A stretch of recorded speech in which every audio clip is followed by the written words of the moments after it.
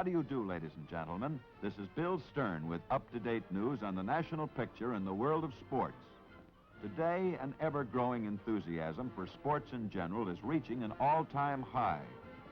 Surveys show that more than ever before, people are playing tennis and golf, going horseback riding, trap and skeet shooting, swimming, playing badminton, flying, hunting, skating, in fact, participating in all of the recreational sports. Of course, the surveys also point to the many very definite reasons for this tremendous national swing toward the enjoyment of the outdoor sports. First and most important, people just like to get outdoors where they can relax and have fun. Now, with the day's shorter working hours, they can do it. In fact, the Committee for Economic Development points out that the 79% of the country's population employed in commerce and industry will now have at least 2 and possibly 3 days a week to devote to recreation. Then, too, the added millions of Americans who were expertly trained by the armed forces and taught the proper use of firearms were given an entirely new appreciation of the value of outdoor recreation. The federal and state governments are promoting additional state and national parks, wildlife restoration projects, camping grounds, playgrounds, and beaches, not only to help combat juvenile delinquency, but to build the physical and mental health of the nation. And two, through the efforts of the nation's sportsmen, coordinated under the United States Fish and Wildlife Service Program and state conservation departments, the supply of fish and game has been greatly increased. Both the automotive and transportation industry are spending millions of dollars promoting travel to America's outdoor playgrounds from coast to coast. They, too, are getting in on the national swing to sports. Naturally, the sports enthusiasts are looking to the retailers of their community not only for sports equipment, but, and this is equally important, they're looking for expert guidance in the selection of that equipment. The demand for competent, experienced guidance in buying sporting goods has literally created a brand new profession for athletes and sports lovers in every city and town in the country. These men are both good salesmen and good sportsmen. This new type of sporting goods salesman is usually an authority on at least 2 or 3 sports and has had some experience in almost all of them. He's able to speak the language of the customer. The modern hardware merchants are hiring these young sportsmen, training them in the fundamentals of salesmanship and merchandising, then putting them in charge of the sports department of the store. And the results? They're more than satisfactory because this salesman inspires confidence in his customers. He's not a novice, he's an experienced sportsman, and he knows what he's talking about. For example, listen. So you're going fishing with your dad, eh? Yep. Dad's gonna show me how to get the big ones. I figure it's time for him to learn. Fine. You're in for a lot of fun. I was out over the weekend, and the big ones were sure hitting the surface baits. Oh, boy. All day? No, that was just in the early morning and late evening. During the day, I had better luck trolling. They run that way, all right. Now, here's a rod that's balanced just about right for a boy. Not too light, yet light enough to get a thrill whenever the little ones strike. This feels just about right. Oh, you can be really proud of that rod. It's got a safe and comfortable grip and a snappy whip, too. That reel is the anti-backlash level winding type. You can cast with that all day and your arm won't get tired. Sounds swell to me. Okay, Dad? Okay. Now, here's the smooth, easy casting nylon line you'll need. All right. And now some plugs. Yes, sir. That's the way it goes. The selling sportsman, this new type of salesman, inspires buying confidence in the novice as well as the old-timers. He not only speaks the language, but he speaks it with authority and shows genuine interest. And that, as far as the customers are concerned, is even more important than price. That's why they keep coming back. The salesman who's star material, who wants to be up with the champs, keeps on his toes and up to date. He gets plenty of dope from the literature prepared especially to help retail salesmen by the manufacturers of sports equipment, so he can properly explain and demonstrate all the specific features in the merchandise he sells.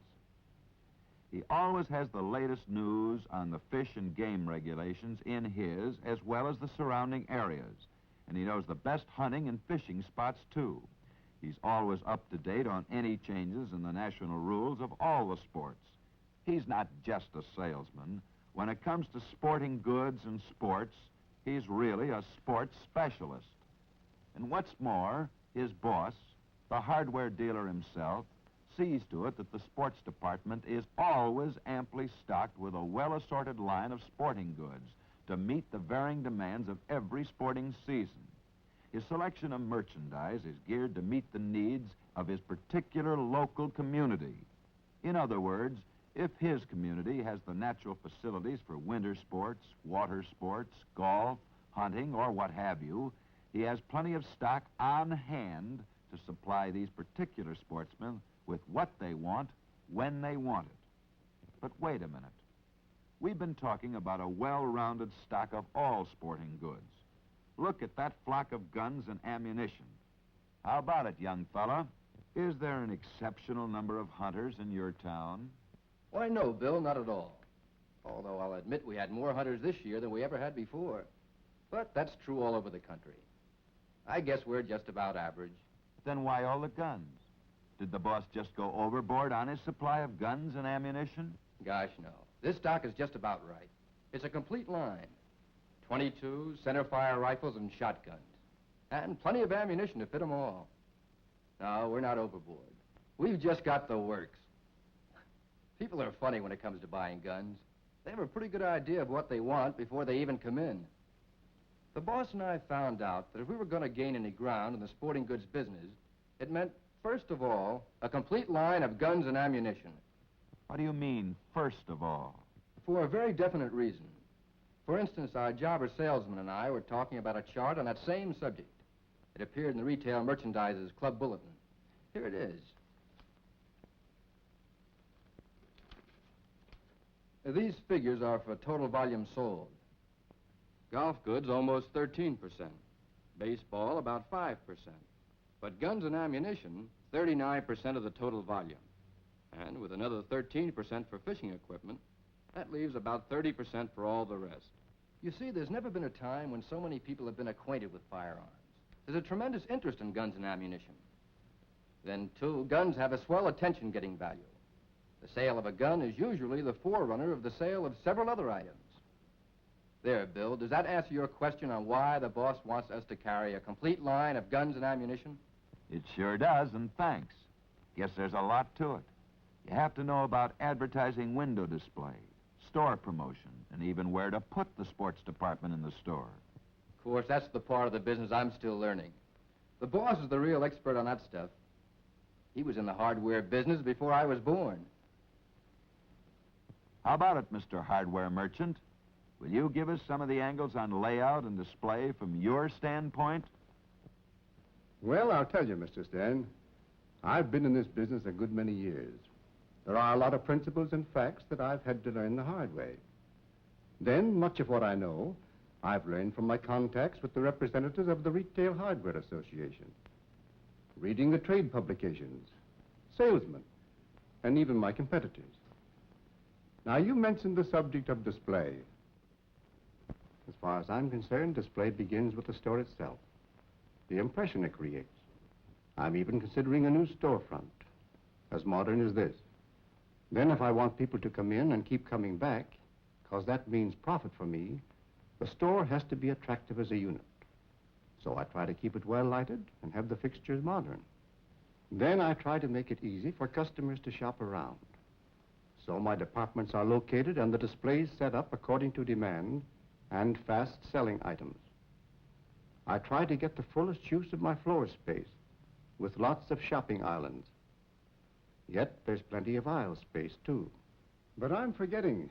Your special interest is in our sports department. Well, seems like most everybody's is these days.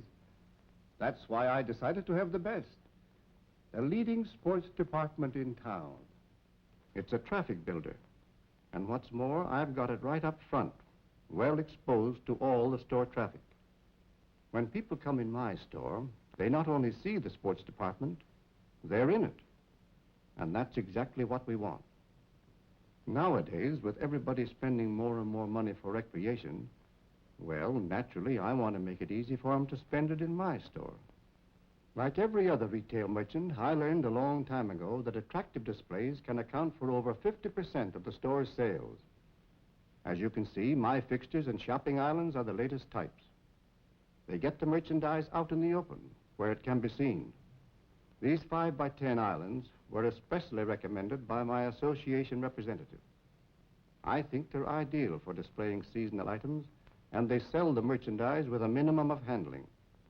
That goes for mass display and feature displays, too. I try to keep up to date on everything, especially on displays and latest fixtures. The kind that encourage people to sell themselves, because they can both see and handle the goods. That open rack for guns is a swell example of what I mean. It's not only good looking, but it's an attractive display, too. However, the main thing is it lets the shooters know that I carry a full line of every popular type. It says, here's the place to buy your guns and ammunition. Say, I'd better go to work. Looks like we're getting busy over there. There are some very logical reasons for the steady increase in the sports department business.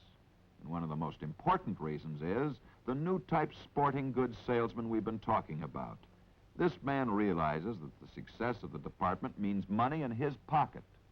Naturally, then, he's always on his toes, taking advantage of every opportunity to build business and profits in his department, every idea to promote sales and bring in customers.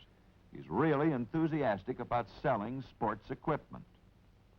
Other ideas of his include the time payment plan, the layaway club, ideas that help sell some of the higher-priced items. Then, too, to help raise his batting average, he even builds a prospect list of future customers by keeping tabs on the items in which customers have shown interest. In addition to this, whenever possible, he gets a record of the sportsmen to whom hunting and fishing licenses have been issued in his area. This gives him a sales promotion mailing list that just can't be topped in any league. And, like many others in this new selling field of his, he makes arrangements to sell hunting and fishing licenses right in the store. The business advantages in this extra service are obvious. Speaking of extra service as a goodwill as well as traffic builder in the store, the Sportsman's Bulletin Board is really a champ. The bulletin board is another little extra service that means a lot to the sportsmen who come in the store. It carries the latest information on the state and federal game regulations, as well as announcements concerning local sporting events. There are many smart merchandising activities that the live-wire sporting goods salesman can develop in order to better his score, do a more effective job. Yes, today we in the world of sport welcome these new type salesmen, not only because they are sports lovers, but because of their zeal and their knowledge. They're doing so much to aid and advance the national swing towards outdoor life, to do their share in the task of building the mental and physical health of the nation. So best of luck to the selling sportsman, the merchant professional in the new age of sport.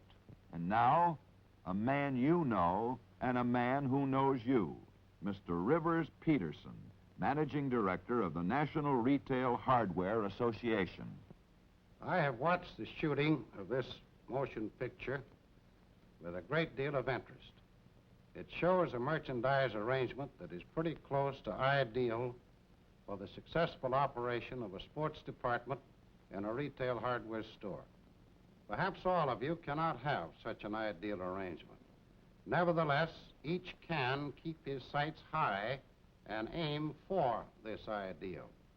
That is the course which assures the best results. People buy with confidence from someone they consider an authority. Therefore, it is good business to have a young, enthusiastic sportsman in charge of your sports department. If necessary, hire and train such a man. People will go out of their way to buy from the person who knows the product he is selling and how to use it. It is important to maintain an ample, well-rounded stock. After all, if you don't have the merchandise, you can't sell it. and then display that merchandise attractively, as has been done in the picture you've seen, and promote its sale in every possible way. In the days that are ahead, to ensure success, you must keep your sights high. And whatever you do, aim to do it better than anyone has done it in your town before.